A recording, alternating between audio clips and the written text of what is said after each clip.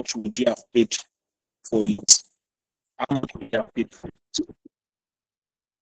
So those are the questions you would answer for yourself. You will answer for yourself to be sure. Because again, if you're not confident, right? If you're not confident, then you cannot get through to it. You can't get through to it. So that leads us quickly into the other parts where we're not looking at the exchange, mastering the exchange. Now, I started yesterday by sharing with you that it's not enough that you have a good idea. It's not enough that you have a strong value proposition, but you must learn to master the exchange, because that is actually where the money is. Something must move, right? Something must move your value to them, and then their money to you. Something must move their money to you and your value to them. And that is what we're looking at today. And that's the first we're looking at today. So,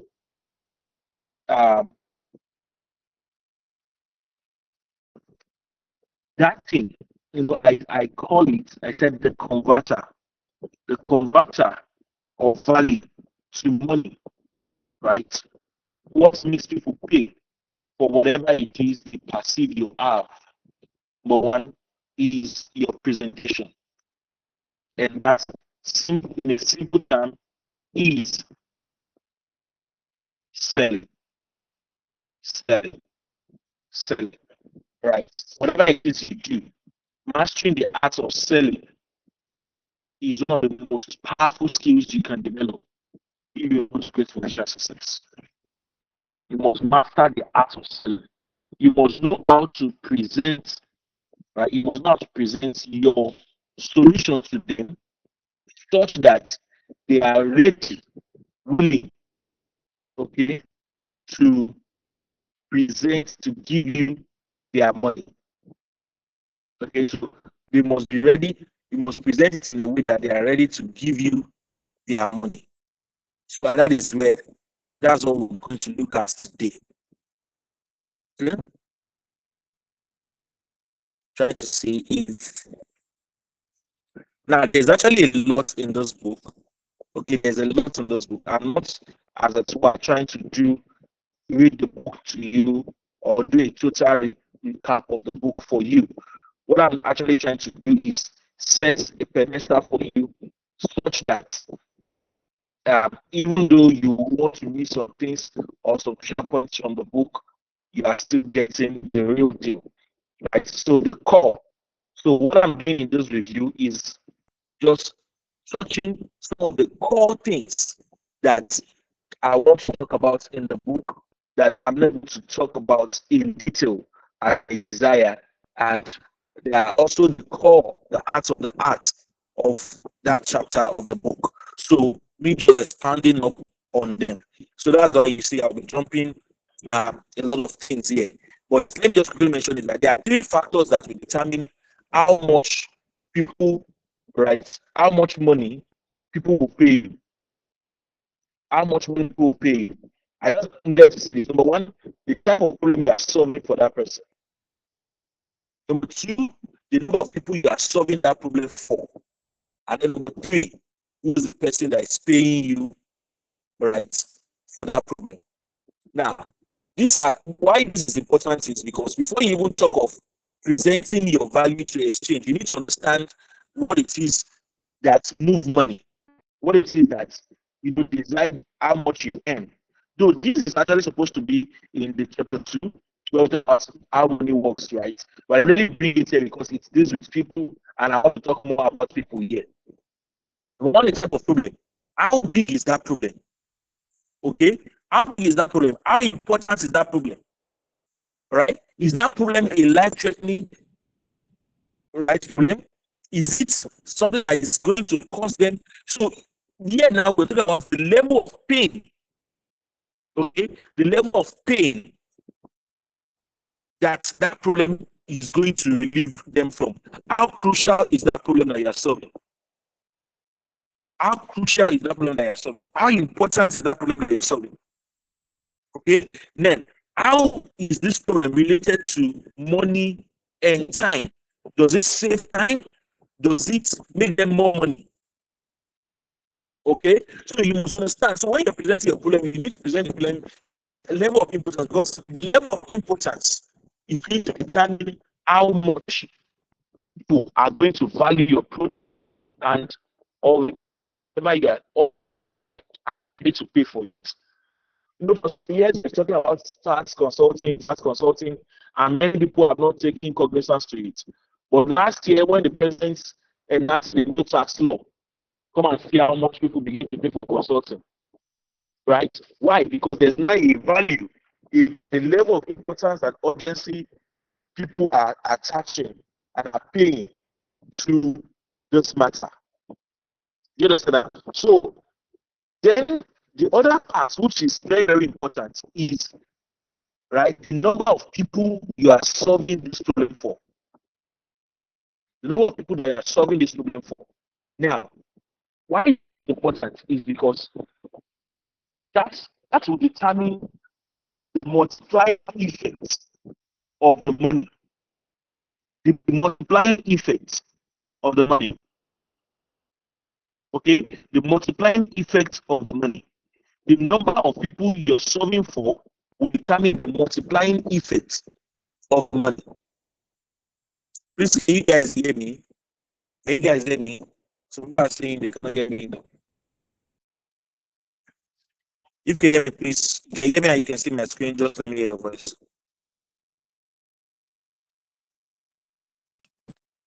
I can hear you and I can see your screen. All right, thank you very much. It's actually shaking here. It's not clear. It's not that really clear here. Okay, all right, okay, all right, good. Let's just be sure that I have guys following me, right? So, one lot that you solve the problem for, right, is going to determine how the scalability of that business, right? The volume that is going to come to that business. So if you're solving for one person, that's like consulting, right? That's like personal training thing. Now, your earnings is limited because you're doing it for just one person. But be able to apply it. Let's say you are consulting, you're doing a personal training or fitness thing for one person and you're charging 100,000. Imagine if you duplicate that to 10 people and you are charging 50,000 naira with that same time frame, right? How much do you make when you're selling for 10 people? Even though you're earning lesser, how much do you earn? 500,000. But with one person, you do the same time frame, you're earning how much? 100,000. Do you lose that? The one person, you charge one person more. But cumulatively, for you as a business person, you are losing money, right? So the quantity. So yeah, what I'm trying to talk about, the first thing is that the quality of problem that you are solving, okay, that is the first thing I talk about. That is to say, the level of importance, all right, the type of problem that you're solving, that is the quality, okay. Then the second thing is the quantity, all right, the quantity of problem, because quality and quantity determines how much you will earn. Quality, and you can combine the two. You can have a good quality product, a high level product, and you multiply it. And if you're able to multiply it, means that you're going to earn much more, right? So why it is the thing, you must begin to now see how you can multiply it. Right now, the third part, which is very important, I want to mention is that the person paying you, Now, the person paying you in this sense, we talk about the next worth of this person paying you. We not talk about you selling a laptop of 2 million naira, 3 million naira, 4 million naira, and you are going to a 200 level student, even though it's a computer science student, right? Except you want to just be attending to your boys. But I think it's a student who still needs to collect money from his parents, whose parents is collecting less than 200,000 naira salary. Just that you can talk about, you know, selling a car, and you're talking, and your audience is a student. So you must understand that when you want to do anything called sales, you must check which business is paying you. Now, why this is important is because you must know who is going to be the one that has the final say. One of the biggest challenge you have in any sale is when you are dealing with somebody that is not the one with final say. One that does not have the money to buy what you want to sell. So if you are trying to convince, so if you need to know who has the final authority over these finances. One of the most frustrating things you do for yourself is trying to sell maybe a car or a product, and then after convincing maybe the wife, and then she says, "Let me talk to my husband." Now you are talking. That means you've been talking indirectly to the wrong person. Not the final authority. Fine. Now there are some cases that it's not maybe the case of the wife having to now go and do the job of convincing the husband to get it done. But the person who's right pocket the money is in any business that you want to do should be the person you should be looking to talk to. Okay? Should be the person you should be looking to talk to. Then secondly, you should be looking to talk to people who you know can afford your products. Who you know can afford your products. All right? People you know can afford your products. Not just people that you think like your product. They may like your products, but they cannot afford it, then you're on a long thing. You're on a long thing. So you're either just wasting time and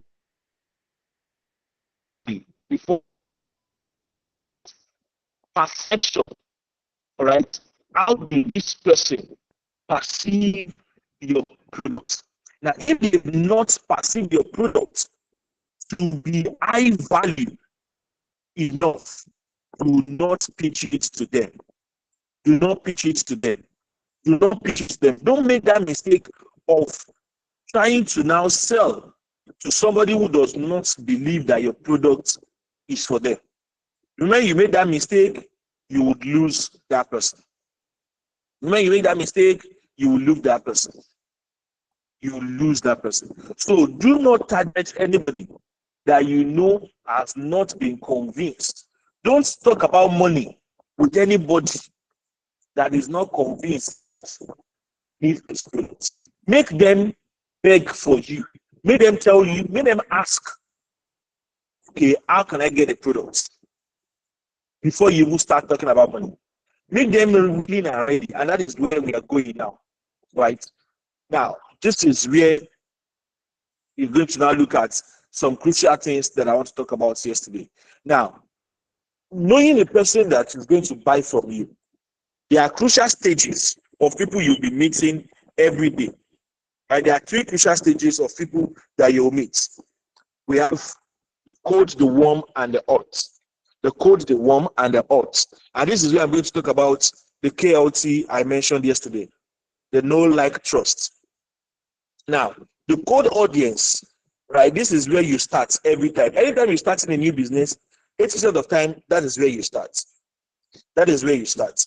You start with the cold audience. Okay? The cold audience. These are people who do not know you. Pardon me. These are people who do not know you. Okay? They don't know you, they don't trust you, or they are just getting to meet you. Now, what do? This is where you now need to introduce yourself to them, in their attention, get them to know you. They don't know you before, they just heard about you, they just saw you somewhere. Okay, probably they saw your ad somewhere. They don't care about you. They know if you are the richest man on the world. They don't know, right? If you have the best products in the world, they don't know, because they are just getting to. Pardon me, please. They're just getting to meet you. They're just getting to meet you. So these are your cold audience. Now, who do you? So this is the first step in business. You need to get them to know you. You need to get. Taking back to the internet question yesterday, right? Most people don't even know that your product, as the tool that you talk about, has all the value you were mentioning and all of that. They don't know it. And they don't know you. How can they even pay you? So you need to make noise. You need to make a lot of noise.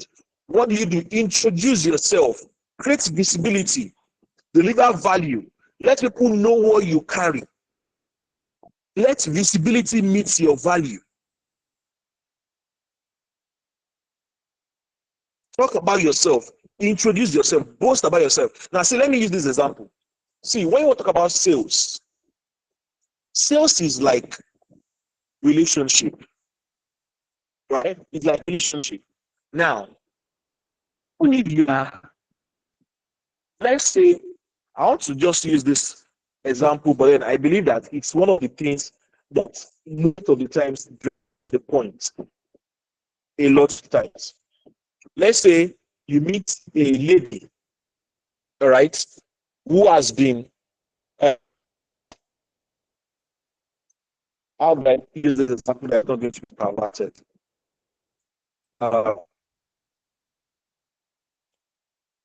Okay, let's say you meet a lady, okay, who has been, like, how do I say this now? Yeah,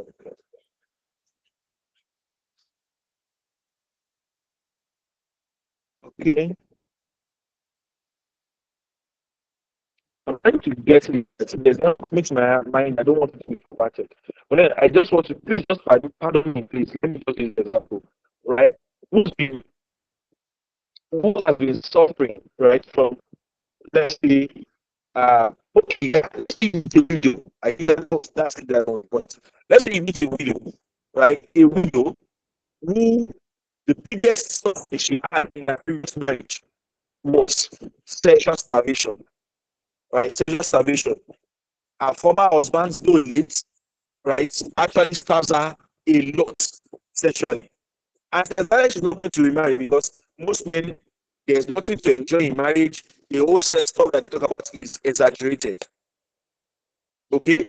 And let's say guy or a widower as a tour also, or a guy who is very, very good in bed as a tour, right?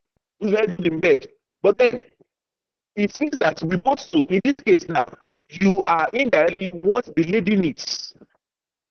What the lady needs. But now you don't just jump to the lady and just tell the lady, come, I want to sleep with you. I will satisfy you. Yeah, I know you are suffering from sex. Don't worry, I will give you everything you need. And what do you think will happen? What do you think the lady will do in the first instance? Anybody?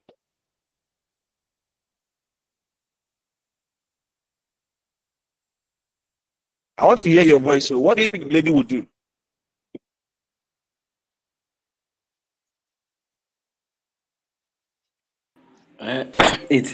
She either slapped his face. Slap. God bless you. A big slap. Slap his face. Most of the times that's what you do as a business person. For example, Nathaniel, that was what you were doing in the example yesterday. You're just telling people, don't worry, this is going to take away your pain, whatever. One thing is that many people are suffering, and yet they don't even want to acknowledge that they are suffering. Many people are suffering, they don't want to agree that they are suffering. If they are even suffering, they don't even know that they are suffering. That's why they are able to acknowledge that they are suffering. Okay, so what do you do if you actually want to get married to a lady and get to bed with her? What would you do? Build friendship. Even if somebody had told you that that lady is suffering from, starvation or whatever, you should be a good fit for you. You don't just jump. What do? Build friendship. Talk to her. Introduce yourself. When you introduce yourself, oh, my name is so. I am from so. Then that is where you begin friendship. Start telling her things that she likes. You start telling her those things. You start talking to her about those things. Before you know it, you start talking. Talkingly, you boast about capabilities. You boast about you can take care of her. Bit by bit, bit by bit, bit by bit. You prove to her your level of knowledge. You prove to her your level of authority. Then she starts to trust you. Start to trust you. Then after a while, she says, okay, let me give you a chance. If she give you a chance and you do well, then she starts to like you. All right? That's what it is. So same thing. Many people, they are strangers. How do you you introduce yourself, you introduce the product, your brand, talk about it. Talk about it, but many times you just want to get online and make money and get out of it. You are doing it the wrong way. So you must talk about your products, educate people about your products, right? Educate people about your products, educate people about yourself. Let them get to know you, right? So build social proof. Let them be able to go online and see something about you. Offer valuable insights. Use credible referrals. So anything who has bought from you before, let them recommend you. Okay. So engage them directly. Relate with them. Relate with them. Relate with them. So that is how you get people. That is how you get people, right? To know you. Let them get them to know you. Then the next one is the warm audience. Now the warm audience, they probably know you, but they probably maybe not bought from you. All right? They are still following you. The warm audience probably they heard about you from somebody they trust. Okay? So they are carrying the credibility from that person to you. So they kind of like you. All right? They kind of like you. So when they like you, they listen to you. When you say something, they listen to you. So when you tell them to exchange their money for something, it is not beyond their power. They kind of just give you the trial. They are ready to give you a trial. They come to know you. Right? They come to know you, so they're ready to give you a trial. That is the place of life. They are what we call the warm audience. Okay? The warm audience. So what do you do? Again, social proof. Right? Continue to show you are highly valuable. And most importantly, when they engage you, do not disappoint. Do not disappoint. So how you can move, because this is how you move them. From just liking you, right? To them being able to rely on you, to being able to trust you, is by showing that you are reliable and you are authority and you deliver well. I have this rule of thumb that nobody should buy from me, right? Nobody should buy from me once. If anybody buy anything from me once, then I've failed. I failed. But if you buy anything from me once, then I failed. It means I'll be able to get them to trust me, right? It means that when they show that they like me by buying from me once, I failed to convince them that I have so much more left to go. I failed to get the trust, even though they liked me.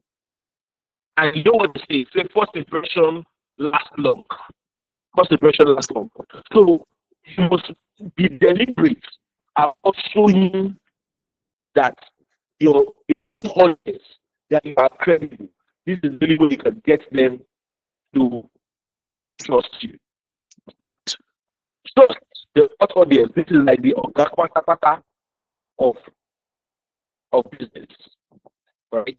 If you can get your customer to become hot audience, to get them to trust you, oh my God, you will continue to make money. You continue to make money. You continue to make money. You continue to make money. Because the thing you deliver results repeatedly, they are loyal. They are the ones that we buy. Almost every time you get something, they will buy from you. They will buy from you. They are the ones that is most likely to go and tell their friends that, see, I have a boss. I have a friend. This thing, no. This thing that is offering, I can tell you for free, that is value, that is worth the money. Because they've tested you, they've trusted you.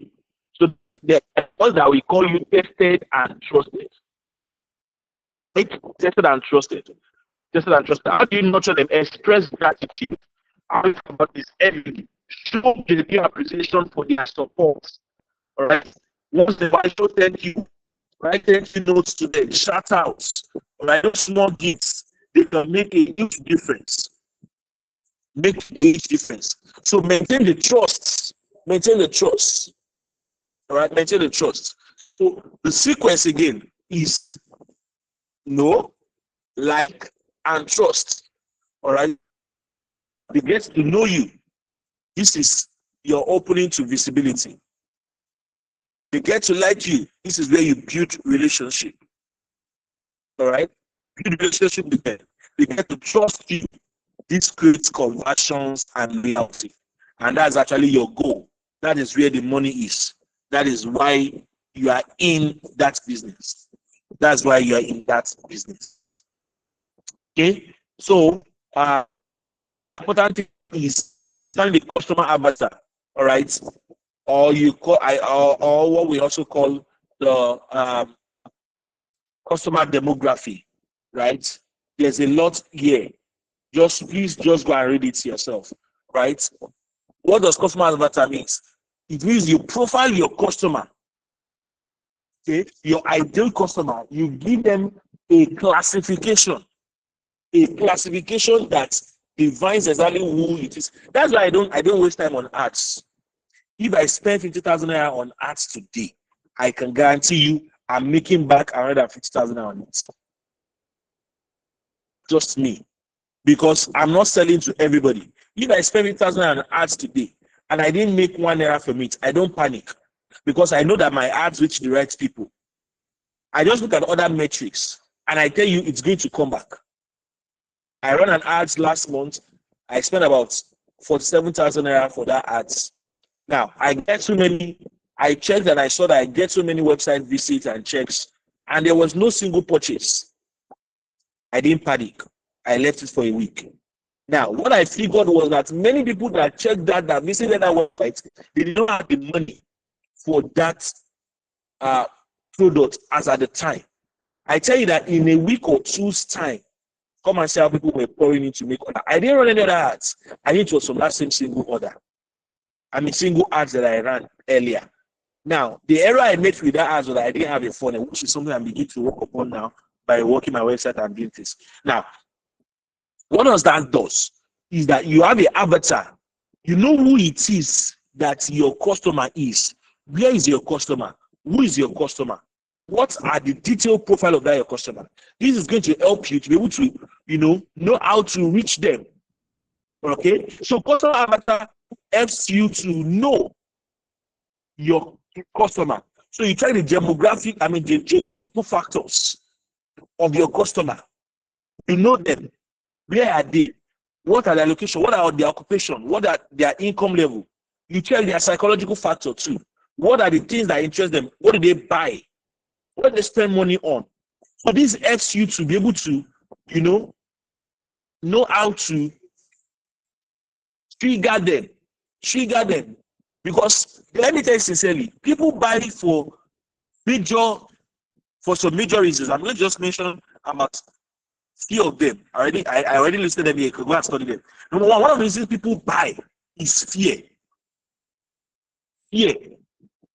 People buy because they want to avoid risk. They want to avoid negative outcomes. They want to feel secure because of fear. People also buy for fear of missing out. Once they see this thing too good, they begin to tempted. They don't want to lose.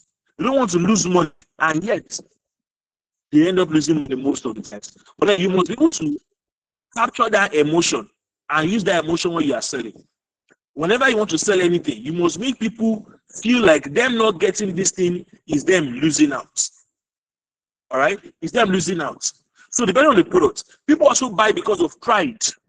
Many people are seeking social status. That's why you see many people buy luxury bags. They buy gold. The people pay for awards. Why? Because they want to have that self-esteem. Why do you think people spend heavily for BBL? It's for self-esteem. for social status. Why do you think people are buying Lamborghini? Is it because it's the best car? No. For social status. All right? Social status. Envy, peer pressure, right? People try to be sure. So when you say any person that is buying it, you see them wanted to buy. And many, many more. So go and study this particular part.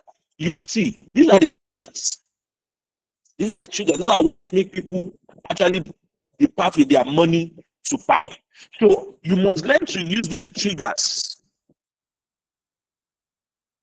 to be able to use it in crafting your message when you want to deal with people. So these are actually what you sell to them. Either you sell the comfort to them, you sell the self-improvement to them, you sell the necessity of life to them, you sell the loss to them.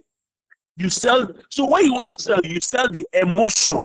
You pass the emotion they will receive when they get your product or your service. So you are not actually selling the product or service, you are selling, all right, the result. You are selling the emotion. All right. So the last part, why they buy your product. So you must understand, in your customer avatar, you must check, right? Why would they buy it? What are the common motivations why they are buying your products? So these are actually the common motivation why people buy anything, anytime. Either they are solving a present problem, they are achieving a specific goal or aspiration, right? They are gaining emotional satisfaction or joy, improving their status of relationship, saving time, money, effort. You just like it. I've talked about this yesterday. Either they are solving a pain or a pleasure desire. All right. So you must just break it down and look at it. So this offer that I'm giving out, you must ask yourself, why they it? What is this serving? What is this serving? What is this serving? All right. So here's an example. I even give an example of a customer avatar in this book. So for example, let's say for this online fitness program, what are the gender? All right, they are both affiliates. What their age range? Where the location? They live in the city. Occupation and the office worker of busy entrepreneurs. Right? I see that they are busy entrepreneurs. What's the level of their income? Oh, they are middle income earners. Let's say that's between 1,000 to 250,000. What is their values? These are people who are health conscious and they value convenience. Okay, what are their interests? Healthy eating and personal development. What are their challenges? They lack time to go to the workout. They don't have time to go. They are struggling with consistency. They are struggling with staying consistent with their, gym time. Okay, what are their lives? These are people who want to stay at home. They just want to watch a YouTube video, just watch an app, give instruction, maybe on their bed or in their sitting room, to just follow an easy instruction and they can easily track. Not something deep, not something serious, and can just easily follow. They are like they don't like stress. They don't like stress. So when you profile them very well, you now use this profile. So now you want targeted ads. Right? So this is what you now use this now to bring a compelling sales message. Sales message. All right? This is what you now use to write to them. You've known this now. This is like you trying to post a girl and somebody have told you everything about that girl. You have done research. You have done research about the boy. So you already know what the girl like. You already know what the girl doesn't like. So you already know the kind of things you will say. This girl doesn't like a guy with not hold up. So you can't buy this thing, wash your mouth very well. This girl like a guy hair. You couldn't buy hair and put it. Do you understand that? So these are the things. So you already know what that kind of customer likes. So when you are presenting your product, you are presenting it based on the knowledge that you have about your kind of customer. So if anybody is not getting that your message, you know that okay, this is not for them. That is why I say we may be selling the same product, but we'll be selling to different kind of people. And that is why our sales message is going to be entirely different. And that's why I always tell people, right? You can copy me, you can copy anybody, but you cannot copy my customer. You can copy my message. You can copy what anybody writes, right? You can copy anybody's book. You can copy anybody's time or whatever. But then you cannot copy their customer, because they have a specific message to specific people. Everybody is selling food. Item 7 is selling food. Chicken Republic is selling food. Mama Put is selling food. All of them are selling. They have different customer base. Right? Different customer base. Who would believe that Item 7 will grow and sell as high as they are doing?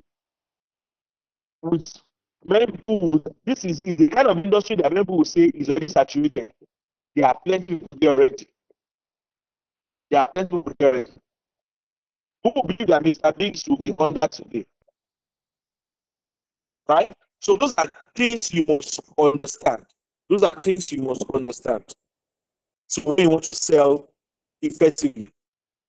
Okay. Now let's quickly move. There are so many things here again that you need to learn. But I want to quickly move to an important area that I want to mention. Now to the next part. Okay. I don't want to. So here I showed you how you can make a winning offer. A winning offer. Right? Don't just sell the product. Let me look at this now. If you're reaching a great salesperson and average one, okay, somebody should read it. Let me just catch my brain a bit.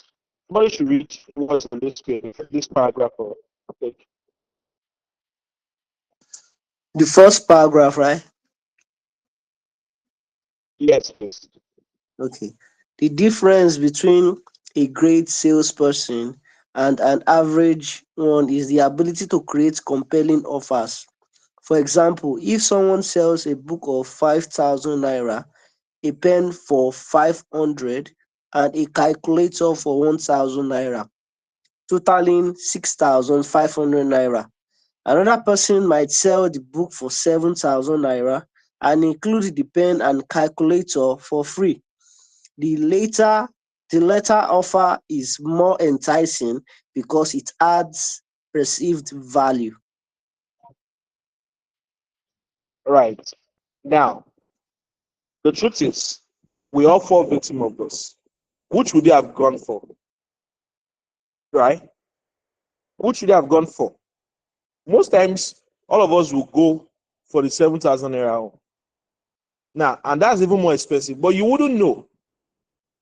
You wouldn't know. It said this book is selling for 7,000 naira. And when you buy this book, you get a pen and you get a calculator. Naturally, you feel that that book is much more valuable because it's more expensive. Now, you also feel that that book is more valuable. Apart from getting a valuable book, getting a book that is as expensive as 7,000 naira, you're also getting a free book, getting a free pen and a free calculator with it. So even if you think you can get a book for 5,000, a pen for just 500, and a calculator for 1,000, there's a psychology effect in your head that makes you feel like what you just got for 7,000 naira is actually worth 8,500 naira. So, the normal thing is that people will always buy when they feel like see they have cheated you. So when you want to create an offer, why is it going back?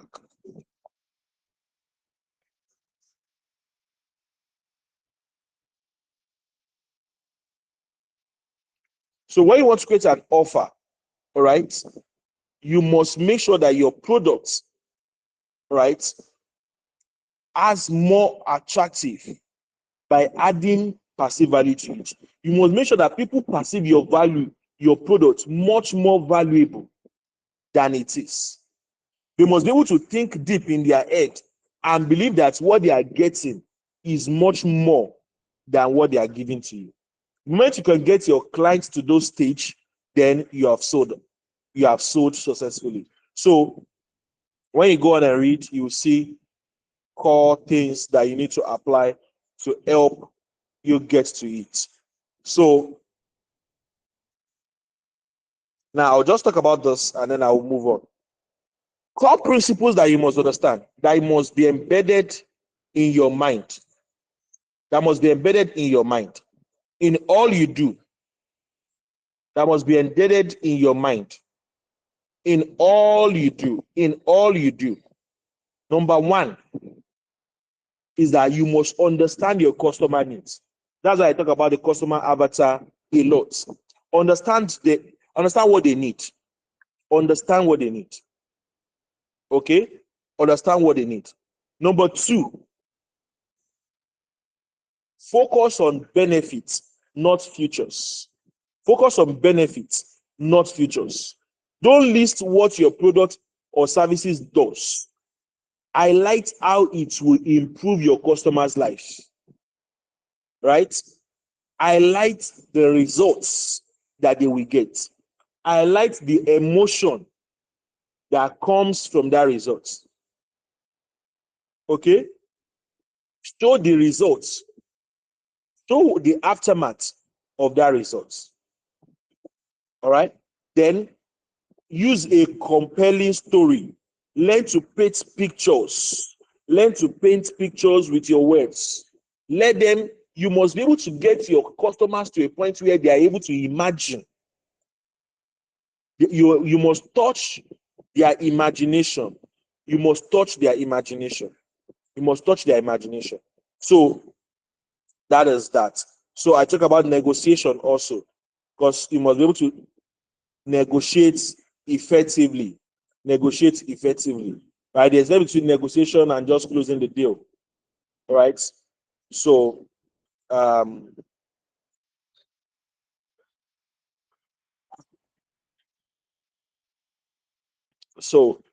those are crucial points I want to talk about there.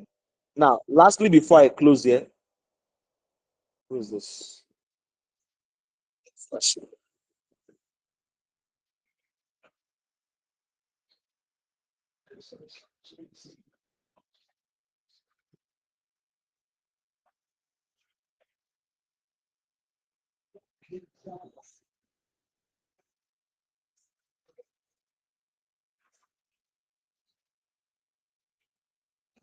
Okay, so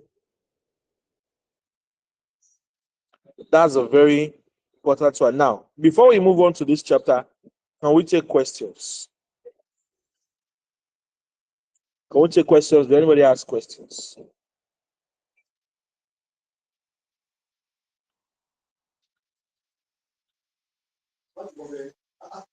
I have a question, sir. Okay, sorry, I'm not seeing your end up. Okay, please go ahead and ask. Okay. Sorry, you made mention of three type of audience, which is cold, warm, and hot audience. Yeah. Okay.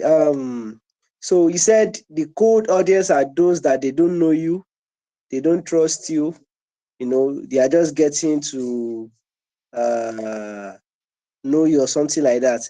But then I want to ask, at this stage, this stage of cold audience, once they are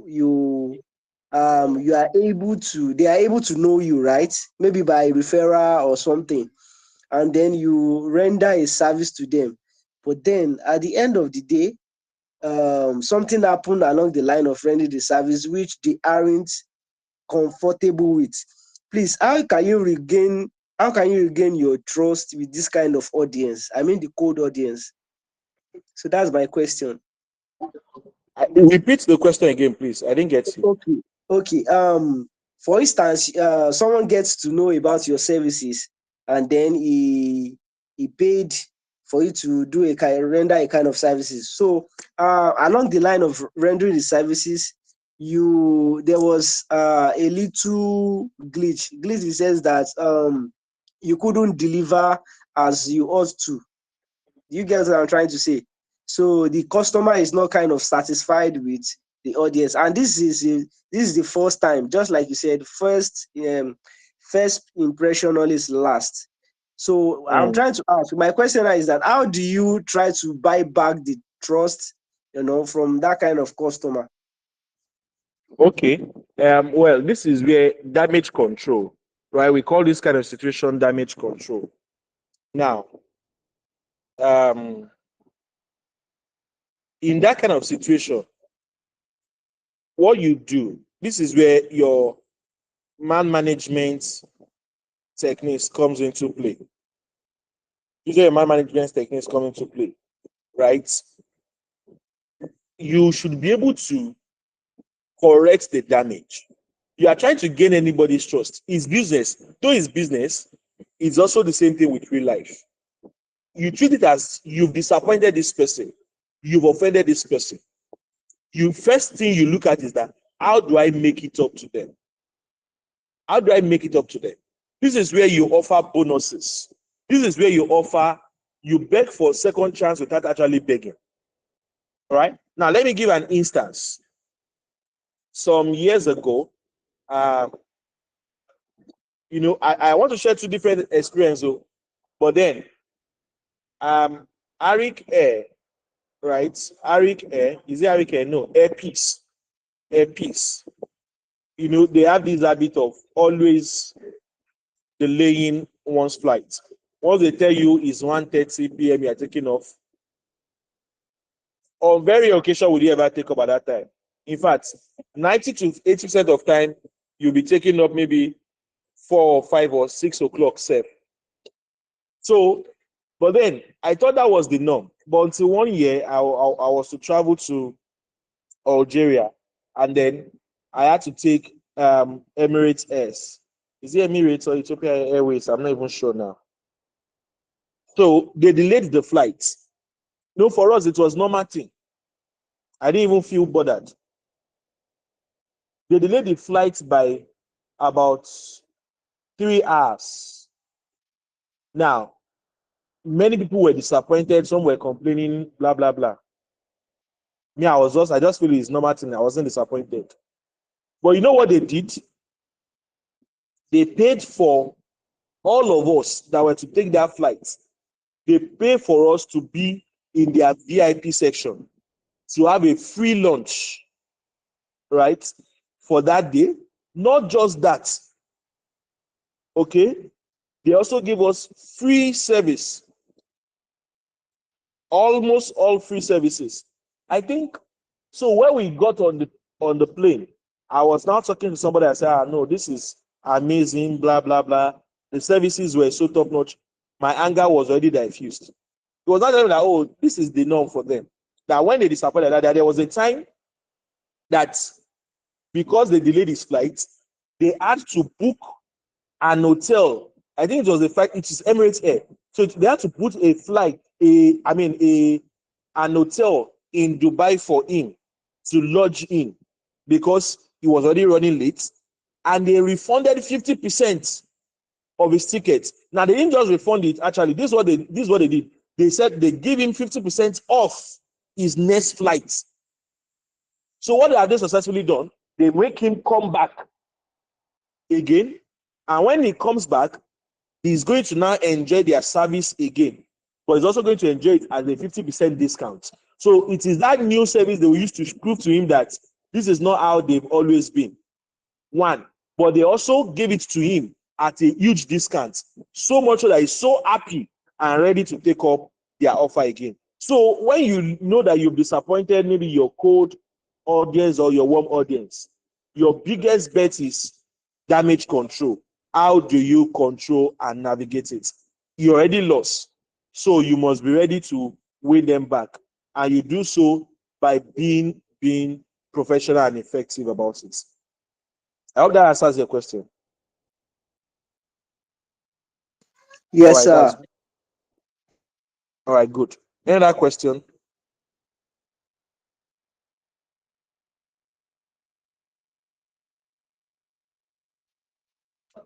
Any other questions?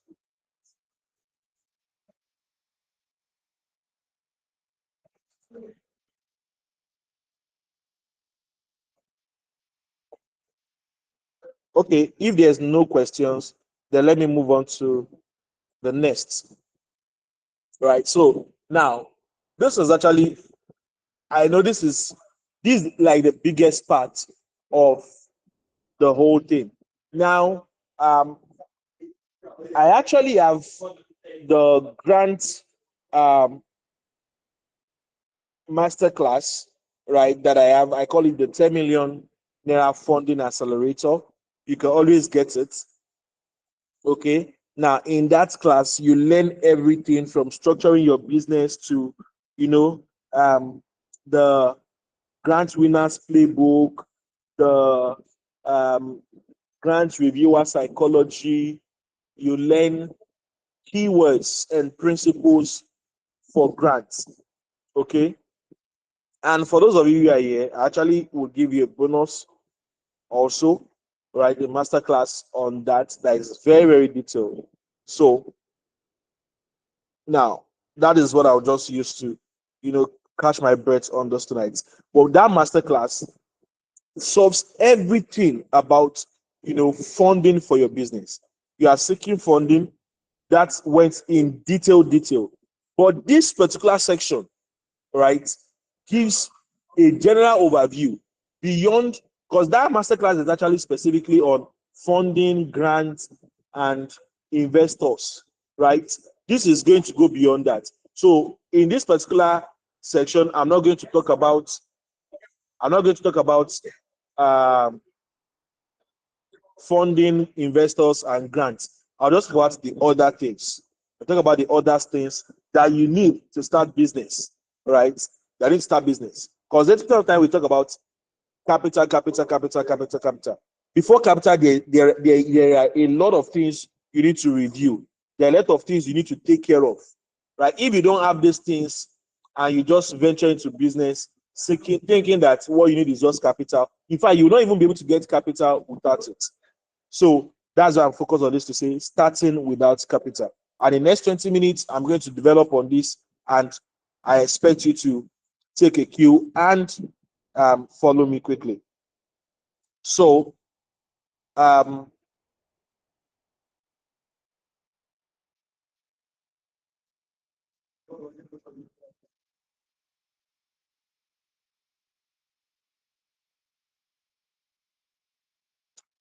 all right.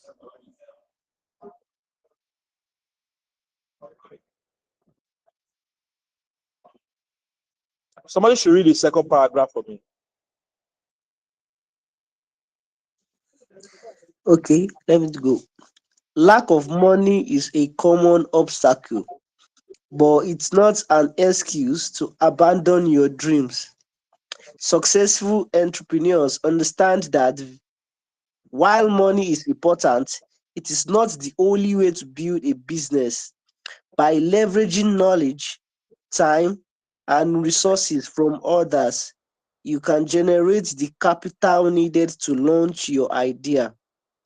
This chapter will introduce concepts like using other people's money, OPM, other people's knowledge, OPK, and other people's time, OPT, to achieve your goal when financial resources are limited. All right. Awesome. Now, this is one crucial area that I'm going to develop very, very well for you. Now, when you want to talk about business, you want to talk about money, we are often quick to think about just money. There are what I call the triad, right? There are three life currency. There are three life currency that that you actually need. Three life currency that people spend. All right. Number one is money, time, and knowledge. As a matter of fact, all our life currency is built on that. Though John Obidi, a minute.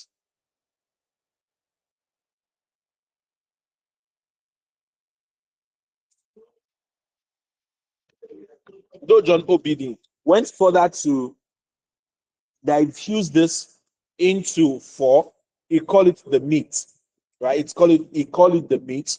He calls it, that is money, energy, attention, and time. Money, energy, attention, and time. So he calls that the currency people pay you. People pay you. So people pay you, or you get from people, right? You can buy from people. So they don't just pay you money, they can pay you with their energy, they can pay you with their attention, they can pay you with their time. All right. So, but for me, right, I call this the triad of success, right? The triad of success, the triad of life, which is knowledge, time. So that's actually why I changed it to triad of success, because I'm still learning. When a thought leader like John Obidi says some things, you have to review your own philosophy and principle. So that's why I changed it from the triad currency, right? I used to call it the three currency of life, but now I revamp it to call it the triad of success. So it's the time, knowledge, and money. Now, and this is my philosophy around it, that if you lack anyone, see, in life, there's nobody that does not have at least one of these. So if you lack anyone, you can use the other two to get the third one. That's why I call it a triad. If you lack anyone, you can use the other two to get the third one. So if you lack money, with knowledge and time, you can get money. If you lack time, with knowledge and money, you can buy time. If you lack knowledge, with time and money, you can get knowledge. All right? With time and money, you can get knowledge. Now, knowledge helps you know what to do and how to do it. Time allow you to plan, research, and build relationship. So time is invariably your relationship with people. So time is the people factor in this. All right? Is the people factor in this. So, and then money, right? Money becomes easier when you have the right knowledge and time. So money is also like the general, or the LCM, the common denominator when it comes to success or any currency in life, right? So you can combine knowledge and time. You can combine knowledge and money to get time. You can combine knowledge and time to get money. You can combine time and money to get knowledge, right? So just getting that. So now, you cannot say you don't have anything. Knowledge is the bedrock of any business. So before you even ask anybody to come and give you money or ask anybody to do anything, the first thing, the biggest phenomenon is knowledge. Do you know? How well do you know this is your industry? Right? How well do you know this is your industry? Do you know the market? Do you know the insights of this industry? You want to sell food. How well do you know the food market? What are the latest trends? What are the technologies? What are the things that people actually love when it comes to these kind of things? You do your market research. All right? You conduct thorough market research to understand your target audience. Everything we have talked about earlier. Not just knowing them, but you've gathered knowledge about your audience.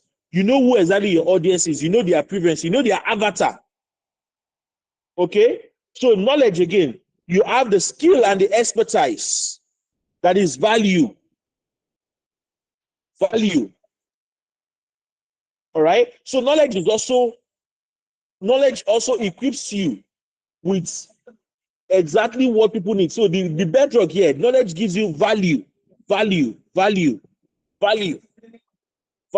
people need. So knowledge also helps you reduce risks. So that means you make fewer mistakes. So this is why I said yesterday. I said something very, very important to every one of you yesterday. Say that there is no way. We talk about money, we talk about business, we talk about whatever you want to do. But you've not paid the tuition fee. You want to start more business. How many years did you use to learn more business? You want to start poultry business. Where did you learn your own poultry business? Where? Many people just poultry business. Oh, lucrative gone. Oh, okay. Oh, I'm bell. and then they go ahead and find money, start looking for capital to start the business. Many people say, I want to do this business. Now, I've seen a business that I see that there's good money in that business. In fact, my auntie did that business and everything was fine and all of that. And they are excited, super excited about it. Super excited about it. But you ask them, how much knowledge do they have? How much practice have they done on it? So the first thing is, what is your knowledge bank? What is your knowledge reservoir? What is your knowledge reservoir? So internship. All right, that is the part I didn't include here. Internship. You must invest in internship. Learning, practical knowledge. All right. So that's why there are some business you could start even when you don't have money. For example, let me give an instance.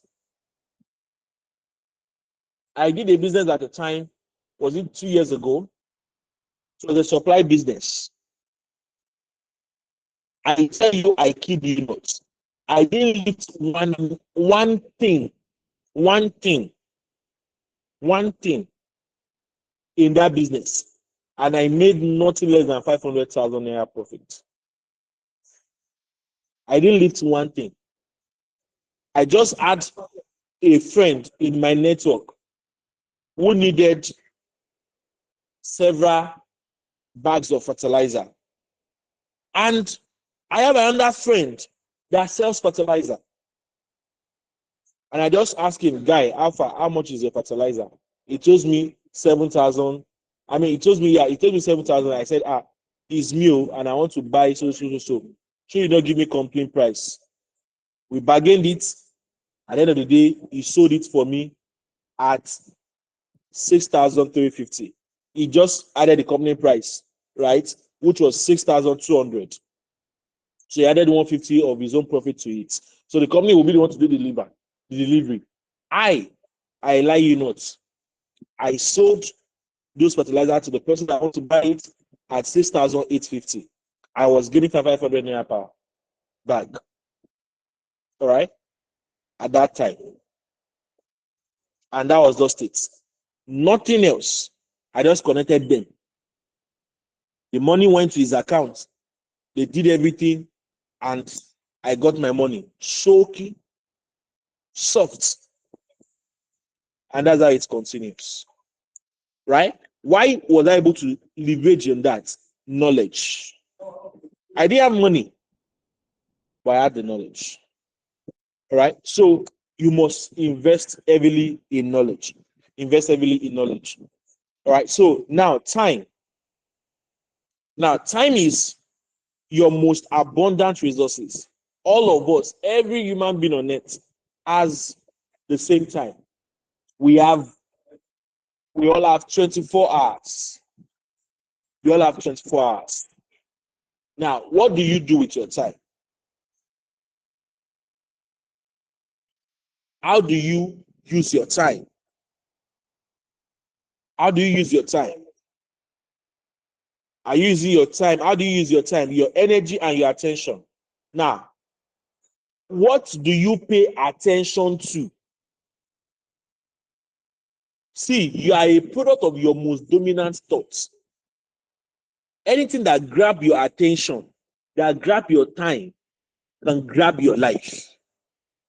So many of you want to say you want to excel in business, but yet you cannot use your time to read a book for 5 hours.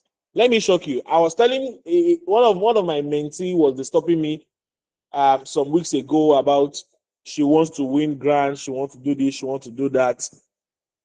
And I shared with her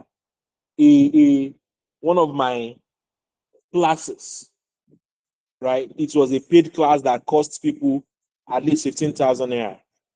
But because she's very special to me, and then her mom called, and there were so many things, I don't care, if I know what, I will give it to you. And I'm not going to help you write anything. For 3 or 4 days, I was following up. What's up?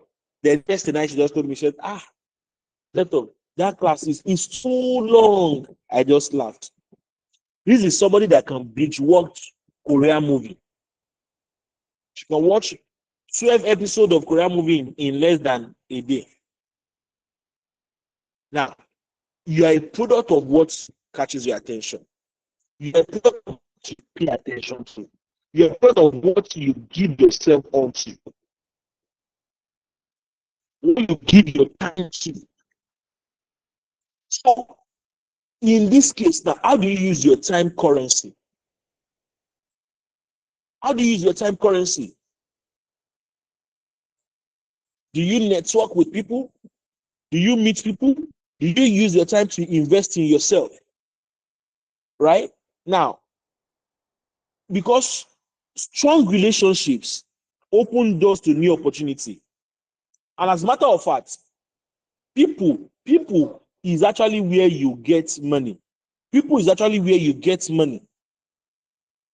So if you are not investing your time in people, you are not investing your time in developing and building your skill, you will just be wasting away and you are wasting time. And you harness that's your time before I talk about capital. The resources, the other two, from knowledge bank, and what is your time bank? Then how disciplined are you in time management? Right? In time management. You learn to prioritize your tasks and manage your time effectively. These are keep you in shape. They are keep you in shape. They are so much important. Business excellence. Anybody that wants to commit themselves to you to give you money in business, these things are first and foremost paramount for them than any money that you need.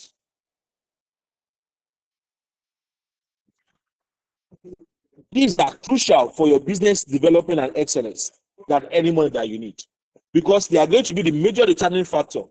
We'll talk about OPM. So I'm going to go there now. Other people's money. All right. This is actually the biggest of the biggest.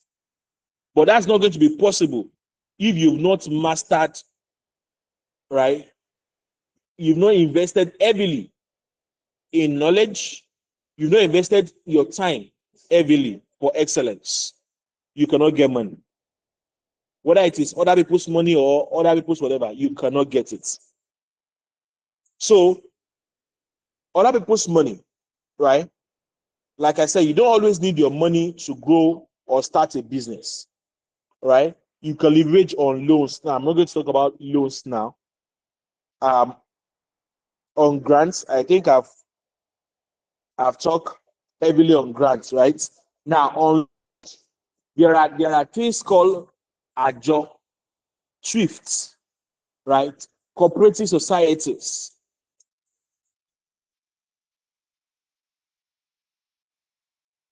That are low interest rates for you to harness for your business growth. These are low interest rate investments that you can harness to help your business yield greater results.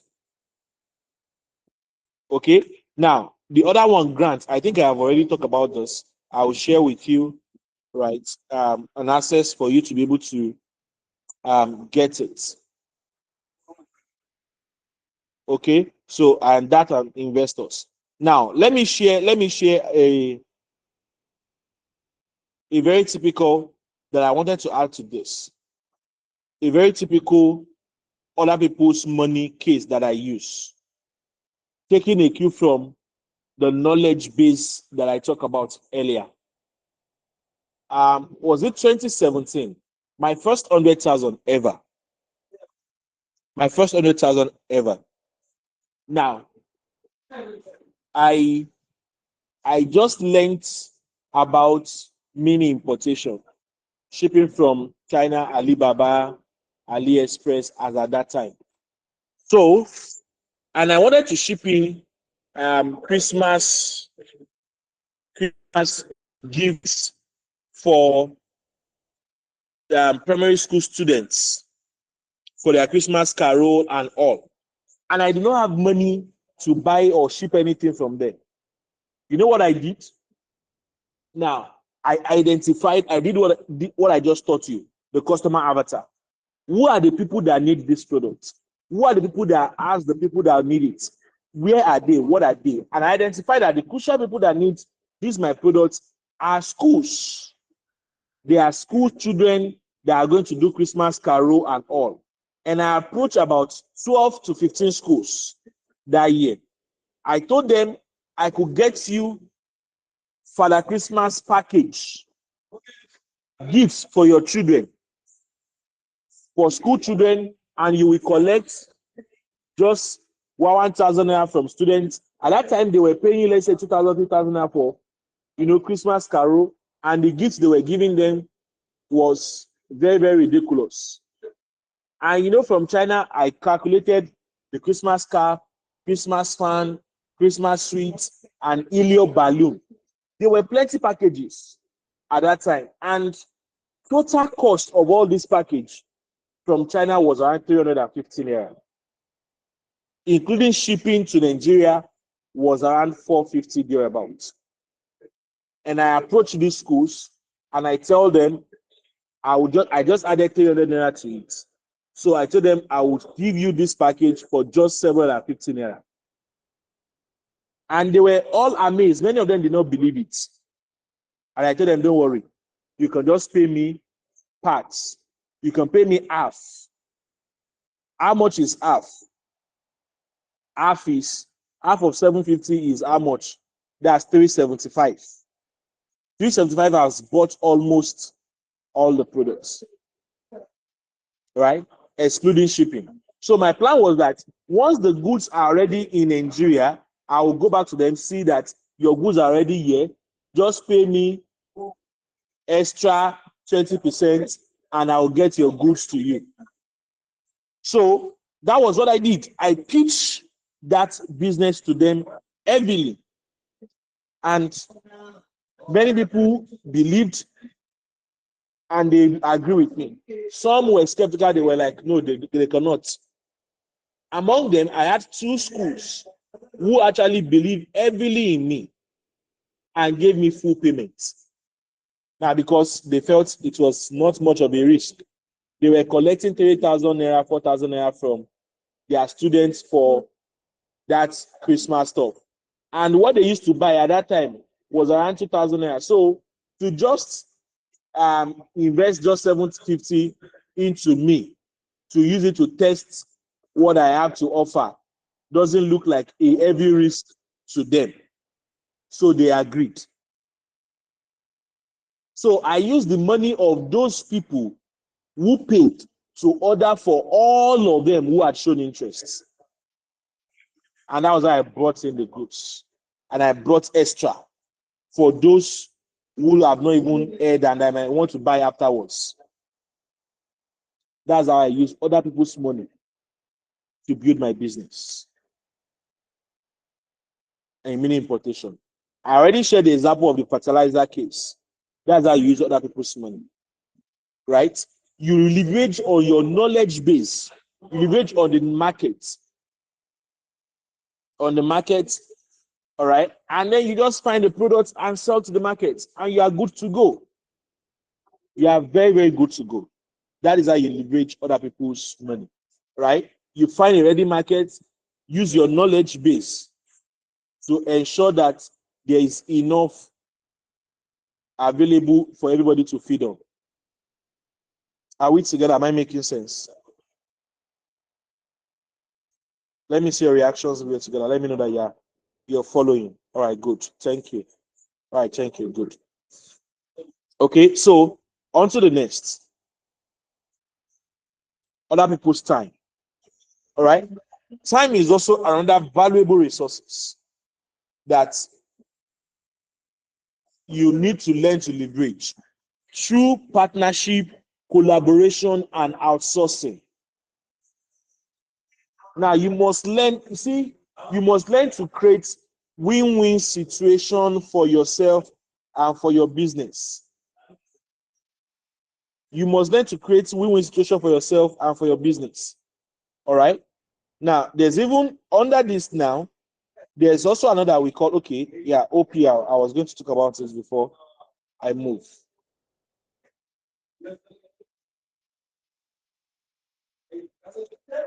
Other people's time, right? Learning to use other people's time through partnership. You can form alliance where you know you cannot carry it alone. You use other people's time. Let them come and join in. Maybe another person is bringing in marketing skill, or another person is bringing operational skill. You are bringing managerial skill. Let them come together. Partner for success. All right. Joint ventures. Joint ventures is one of the things I'm going to be using heavily this year. All right. I'm going to create a lot of products. For example, even this my book, right? Afterwards, I'm going to create joint ventures for people who we are going to co-own it, as it were. All right. We sell it together. You can even make more money than me. With this course, together with the book, I'll sell the book, let's say, for example, 10,000 naira or 7,500 naira. You can sell it, you take 4,000 naira or take 3,000 naira, I take 4,000 naira. You know, like that, we share the profits. Okay, you go and ensure that, you sell this product to people. See, it's not all the time. You don't necessarily have to be the alpha and omega of everything. Now, this is where Nigerians fail. We want to be the CEO. Everybody wants to be CEO. Everybody wants to be CEO. You want to be the alpha and omega of your business, and that is why your business is not growing. That's why your business is not growing. That's why you keep failing. Right? Olumide Emmanuel said something. He said 10%, 10% of 50 billion is better than 100% of 100 million. And that's the truth. So you must look at the bigger picture. Let the business grow. Let there be people who are able to get from you. Let people eat. Always create a win-win situation. Be ready to share. Collaboration, co-branding. All right? Co-branding with other brands. You must understand a referral partnership. This is another important part. Learn to use people. Let me say this. Until you bring your business to a point where people livelihood depends on the survival of that business, then you've not started business. Until somebody,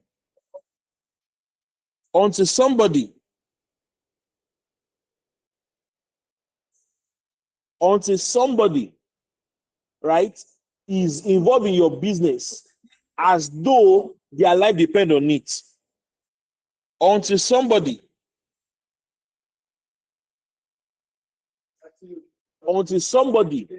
decide to say, what's it called now?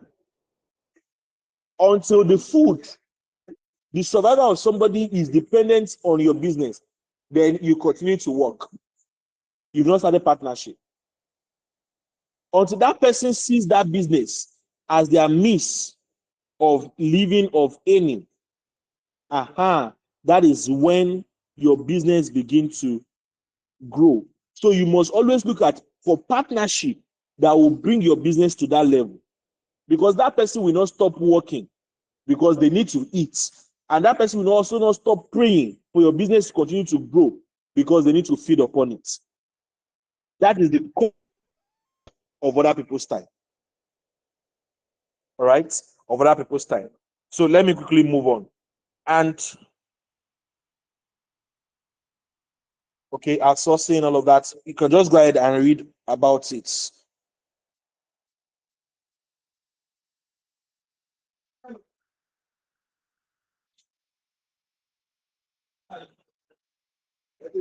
So now, this is one other thing I want to quickly add.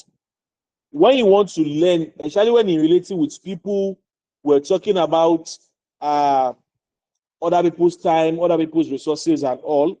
You must learn to be a fountain. You must learn to be a fountain, not a drain. Like I said, always create a win-win situation wherever you are dealing with. Even if you are applying for grants, you are applying for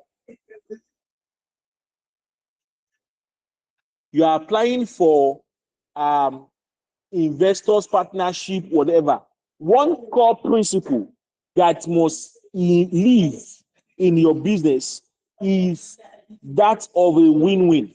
Always be a fountain, not a drain. Don't just be a taker. Don't be a taker. Don't be a taker. All right? Don't just be a taker. Learn to give also. Learn to give.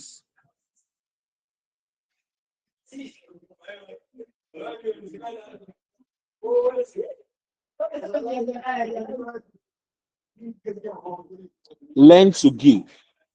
So,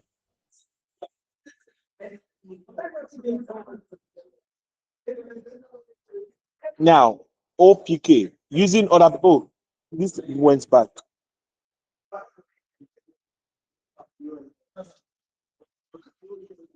Also, there's another part there. Other people's resources. Though I mentioned it briefly.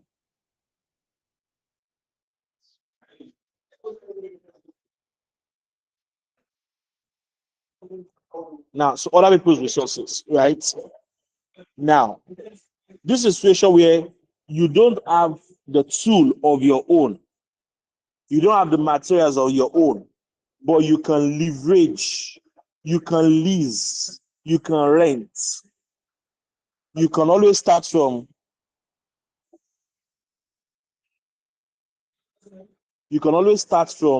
where you are. You can always start from where you are. Where you are. You can always start from where you are.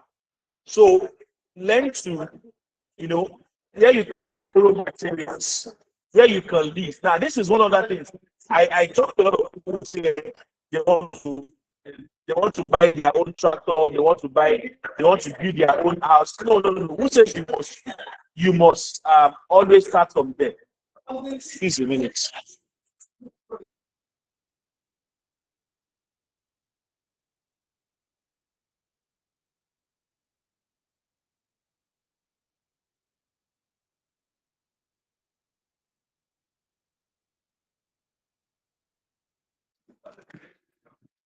All right, so sorry about that. I needed to deal with that noise.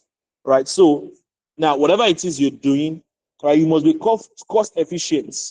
So instead of buying maybe an office space, you could rent a co-working space, right? For a start, something that does not gobble up every of your money right now.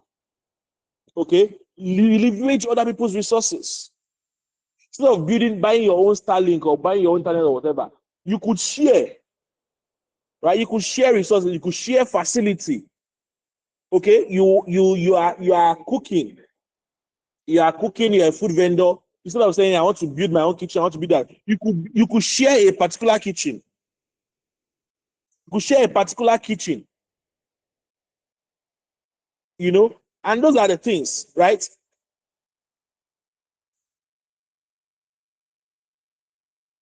So then scalability, right? You could also leverage on platforms. Okay, platforms. Instead of, people talk about building things, instead of trying to build the next Jumia. No, join Jumia. They've built a big platform. Go and harness the market space on it. Instead of trying to build the next Facebook, go and join Facebook. Use Facebook platform. Instead of trying to say, I want to build my own blog, why build any blog? There are people already on Facebook. Okay? So cut costs. You don't necessarily, many people talk about, I need a website. I need to have my bike for logistics. You don't need it. There's somebody who's already running a logistic company. Leverage on it for a start. The little 1,000 or 2,000 that you will save if you have your own, you don't need that headache yet. In fact, you don't even need the maintenance. You don't even have strength for the maintenance yet.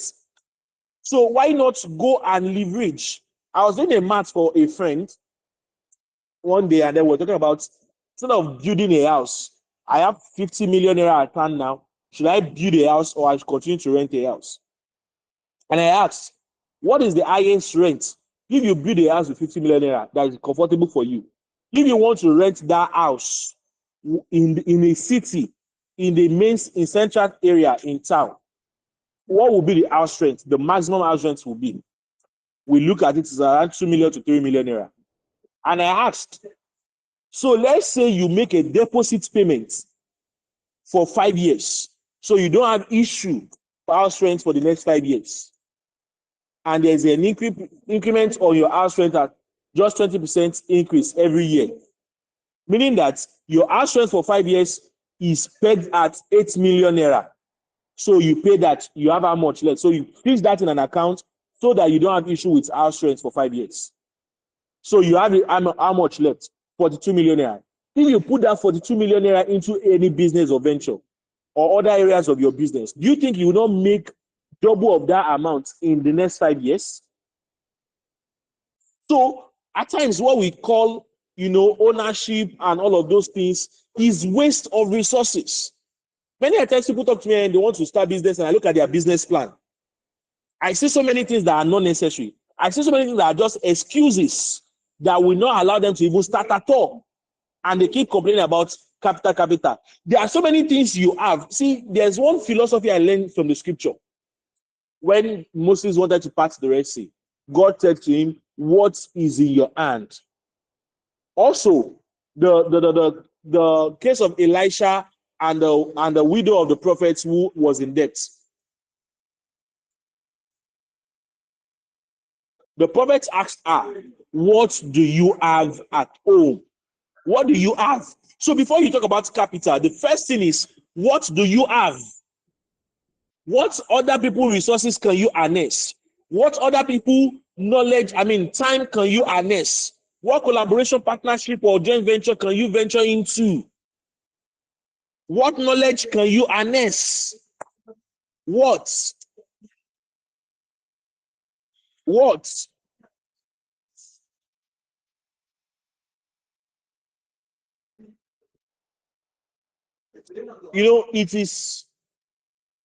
It's well. There's a lot to say. But my time is running up. I need to stop right here and take questions. Let me just quickly scan through other things that you also need to put in place. Okay, money management principle. This is also very, very key, but then it's entirely out of the scope of what it is I want to talk about for tonight. Right? So just go and read it, get a book. There are so many things that are in this book that, in fact, if I were to review all of this book, it would take me not less than 5, 6, 7 days breaking it down, and I'm not done with it. All right. So also structure your business. I just quickly want to mention that when you want to access funding, right? Because your record is also very important. But structuring your business, right? I've talked about it partially. Your legal protection and your tax efficiency and ease of raising capital. All right. These are the essential things. So you must understand what kind of business entity works for me. What kind of registration works for me? Okay. And, what are the compliance essential in this business industry that I'm in? And then your business plan. Very, very important. Your business plan. Nobody's going to give you any funding without a business plan. Like I said, let me just stop here for tonight because of my time. Don't worry, on the grants masterclass, right? The 10 million naira funding accelerator program. Okay, you can just have access to it, right? And there's a lot that has been broken down there. You have a lot of material, a lot of resources, right? So if you're interested in that, there I'm going to be talking about the Grant Winners Playbook, the guide to the Tony Emily Foundation grants, which you actually get that one right after this class. You get my, business plan writing guide and a class on it where I break it down step by step how you can write a business plan, a world standard business plan. In fact, that's even a business on its own for you that you can start running that as a business if you so desire. Okay. I also share financial templates for you to write a standard financial plan, and so that anywhere you want to pitch for any grant or investors and they ask for your financial plan, it's easy for you to just build it. In fact, that one is automated in less than 10 minutes. You have your financial plan ready. Not just that, I will also be sharing with you how to write a world standard pitch deck, right? A pitch deck in less than 11 slides that nobody is going to say no to your proposal. That's one thing. Nobody says no to my proposal. Nobody says no to my proposal. Because before I submit my proposal, I said, you yourself already, wow, right? If there's anything I know I'm struggling with at the moment, it's just operation and execution. And that's why I'm seeking partnership heavily in those areas. But management and business ideas and all of that, no. So you get all of that 100%, 100%. So let me stop and ask questions. Let's take questions before we close it for the night. Questions? Thank you for the claps. Thank you for the claps. Let's take questions and I close it for the night.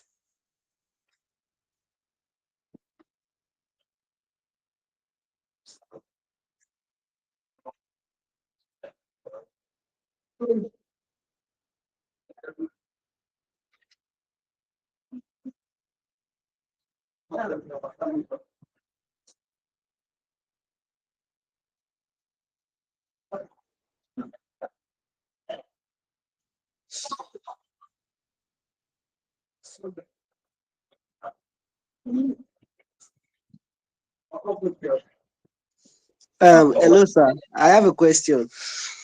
Okay, Taiwo, please go ahead. Okay. Yesterday I actually raised up my hand to ask a question, but then network had its way. But then I think you have answered a bit of the question, but then I was compelled to still ask the question.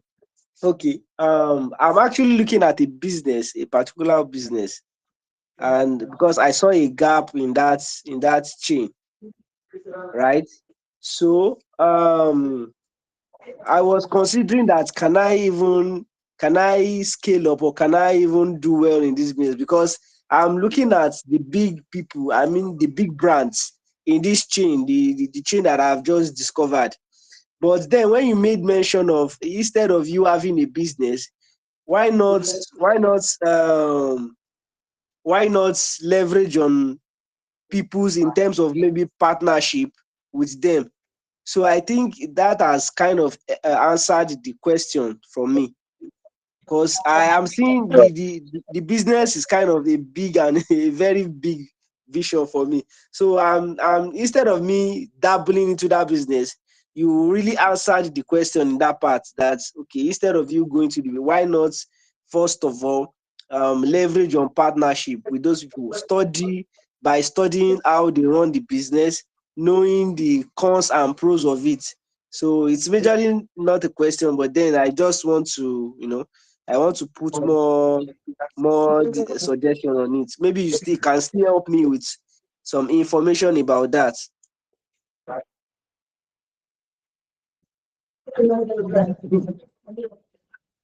I didn't get exactly where the question is in what you said. Okay, what I'm trying to say is that there's this business that I'm looking at, right? But then I'm having this fear in me that, can I really scale this business? And the reason why I have this fear is because I'm looking at the big people who are like a competitor for me in it. Do you get what I'm trying to say? Though it's an Okay. idea, it's in ideation phase. It's not something that I've started. But then the big brands that are operating in this problem that I've just discovered are much like a competitor for me, right? So when you made mention of leveraging partnership, instead of you just thinking that, okay, I have this business idea, and just going for it and all of that, you made mention of partnership. Do you get me now, sir? Yeah. Okay, so though you have answered the question, but then I was just still compared to make mention of it. It's more like it's not a question, but then I still want to ask if that kind of idea is still cool, you know. Yes, it's very cool. See, one thing I have learned Okay. is this. One thing I've learned is this. Most of the times we suffer when we shouldn't. Most times we want to start something. We want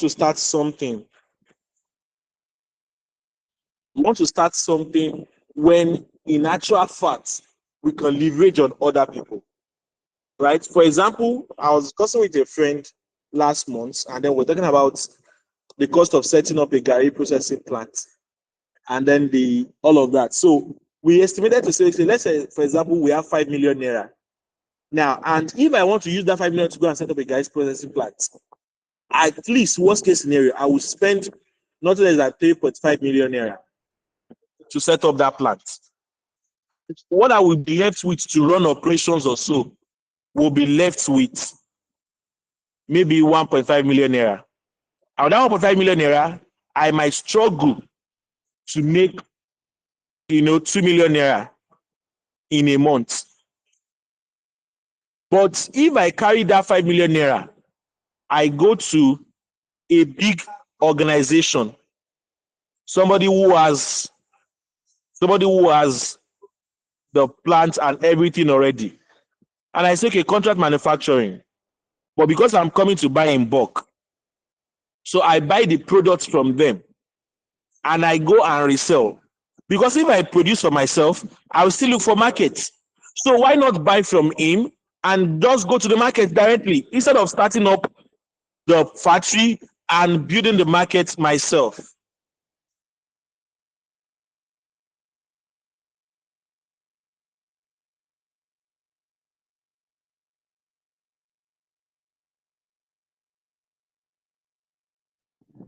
So do you understand now? Instead of saying this, why not go to the market myself, buy from them and go to the market straight? Instead of producing, setting up a factory and then going to the market still, right? Instead of setting up a poultry farm, why not aggregate from poultry farmers, pay money, and go to the markets? Because as a poultry farmer, you still go to the markets. Okay, so go to the market straight. Leave production. Leave production. So that is that's the real thing. Do you understand? So that is just how it is. Thank you, sir. Thank you. You have buttressed the point again, sir. Thank you, sir. All right, good. So any other question?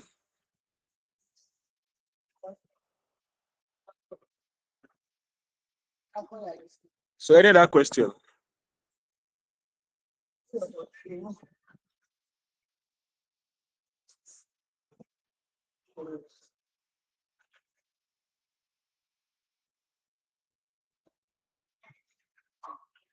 Any other question?